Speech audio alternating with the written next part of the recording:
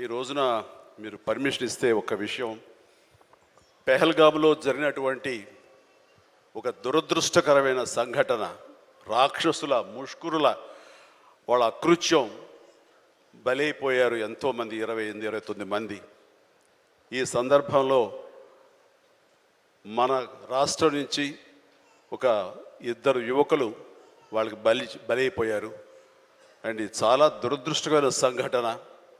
అలాంటి బాడీని ఆయన రిసీవ్ చేసుకుని వారి కుటుంబాన్ని పరామర్శిస్తున్నారు. మరో పక్కన ఇక్కడ తెనాలి అనుకుంటా, ఐ హోప్ పవన్ కళ్యాణ్ కావలి వెళ్ళి పవన్ కళ్యాణ్ వెళ్ళి వాళ్ళని పరామర్శిస్తూ వాళ్ళకి మానసిక స్థైర్యాన్ని, ధైర్యాన్ని ఇవ్వడం కోసం తమ వంతు కృషి చేస్తున్నారు.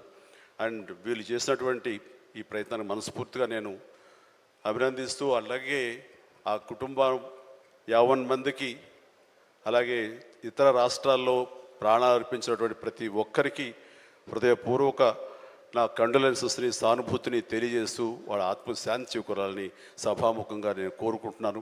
ఇది సందర్భం కాదు తెలియదు, కానీ మనసు కలిచివేస్తుంది. ఇలా మీతో షేర్ చేసుకుంటే కొంచెం ఊరట లభిస్తుందని వారి సమక్షంలో నేను తెలియజేసుకుంటున్నాను. నేను రావటానికి ముందు మీరు ఏమైనా సంతాపాన్ని తెలిపారమ్మా? సంతాపాన్ని తెలియజేశారు ఇంతకుముందు? సో